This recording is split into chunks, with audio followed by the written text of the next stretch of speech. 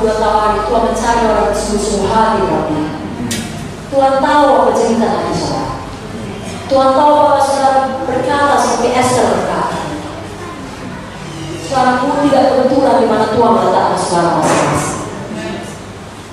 Suatu hari mungkin saudara menghadapi situasi di mana saudara perlu membuat pilihan. Maka saudara diam saja mencari aman. Atau saudara berani bertindak, mengambil resiko demi menyelesaikan panggilan Tuhan. Mari pilih selesaikan panggilan Tuhan berapapun halnya. Kenapa? Karena kita mengerti Tuhan ada di atas segalanya. Kita tidak perlu takut kepada manusia, kita hanya perlu takut kepada Tuhan. Satu perkara kita harus sadar, jangan tidak sadar, bahwasanya hidup kita di dunia ini, kita selalu berada di dalam perang rohani. Ada pihak kegelapan, ada pihak Tuhan. Mari kita ikut berperang di pihak Tuhan. Maka kemenangan kita dijamin Tuhan. Tapi kalau kita diam saja, seperti kata Mordekai, dengan sendirinya kita bersetuju dengan pihak kegelapan. Kalau kita tidak berbuat apa-apa, kita membiarkan pihak kegelapan yang menang. Jangan kita diam saja, saudara. Saya percaya tidak ada kita yang mau menjadi hamba Tuhan yang berpuas dengan melayani kita sekarang. Mungkin karena sikap kita sudah diberkati. Dan tidak ada kita cuma Tuhan, anak-anak Tuhan yang berpuas hanya dengan beribadah sekali seminggu dan kemudian menerima semua kelimpahan berkat. Tidak, saudaraku. Kita mau ikut serta di dalam peperangan rohani, berperang di pihak Tuhan, menyelamatkan jiwa-jiwa memberikan Yesus. Haleluya. Dan mau harta yang kekal, saudara. Deklarasi perang tidak bisa dianggap enteng. Kalau ada satu negara menyatakan deklarasi perang, jangankan perang betulan, saudara, perang dagang pun tidak bisa dianggap enteng. Apalagi kalau perang betulan itu sangat serius, saudara. Itu negara ya. Kalau Tuhan sudah mendeklarasikan perang, itu lebih serius lagi. Sebabnya kita pun harus serius berperang di pihak Tuhan. Bukan menonton, bukan berdiri diam. Tidak, saudara. Hakim-hakim 4 ayat 2-3 saya bacakan. Lalu Tuhan menyerahkan mereka ke dalam tangan Yabin, raja Kanaan yang memerintah di Hazor. Panglima tentaranya ialah Sisera yang diam di Haroset Hagoyim. Lalu orang Israel berseru kepada Tuhan, sebab Sisera mempunyai 900 kereta besi dan 20 tahun lamanya ia menindas orang Israel dengan keras. Jadi orang Israel ditindas oleh Yabin dan Sisera selama 20 tahun. Lalu orang Israel ini berseru kepada Tuhan. Lalu apakah respon Tuhan? Bisa dikatakan Tuhan mendeklarasikan perang terhadap Yabin dan Sisera.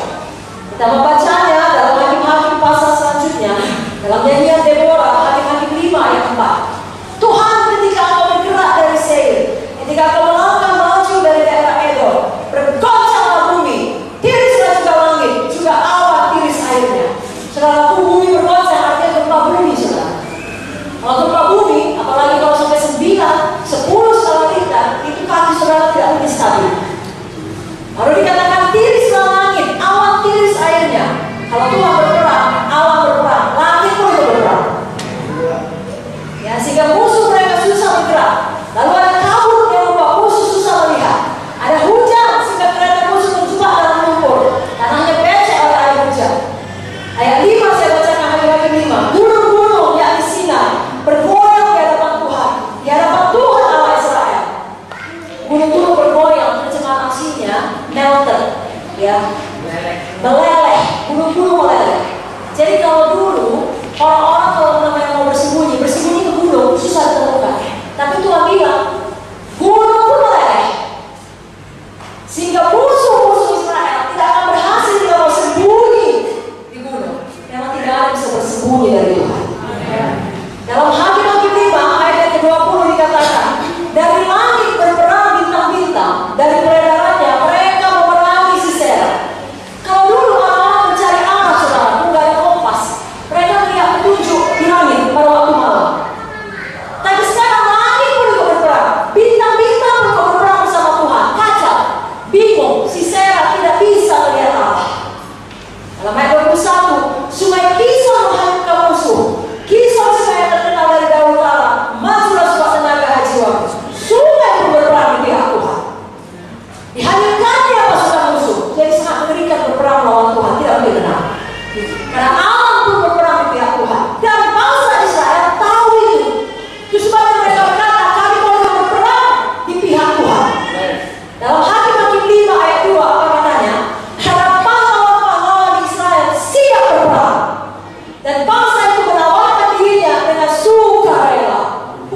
Tuhan.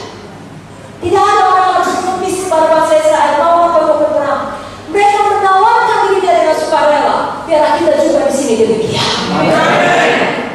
Jangan sampai ada orang cuma pujuk kita, ayo menginjil, ayo mengunjungi, bahkan modis.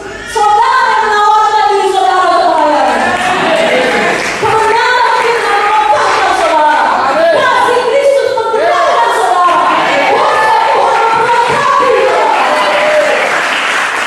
saudara yang suka berperang di pihak Tuhan, berperang untuk menyelamatkan jiwa, berperang untuk memuridkan jiwa, berperang melawan daging, melawan ikatan, depresi, ketakutan. Saudara menang berperang bersama penjaga setan. Jangan kita diam saja menikmati berkat dan menonton. Kerap kali demikian, kalau kita hanya diam dan menonton tidak bergerak, ujung-ujungnya disibukkan dengan semua hal yang duniawi. Saudara tidak mau, tapi itulah kenyataannya. Jangan kita demikian, saudara, betul-betul berperang, saudara. Mari kita bertindak. Kita berani menyuarakan kebenaran. Apa yang dikatakan oleh firman, apa yang digerakkan oleh dalam hati kita, kita lakukan. Kita tidak menunda-nundanya. Saudara, aku tahu saudara, dalam peperangan melawan Yabin dan Sisera ini, ada satu suku. Mereka tidak mau berperang, mereka diam saja. Namanya Meros. Apa kata Tuhan mengenai Meros? Hakim-Hakim 5 ayat 23.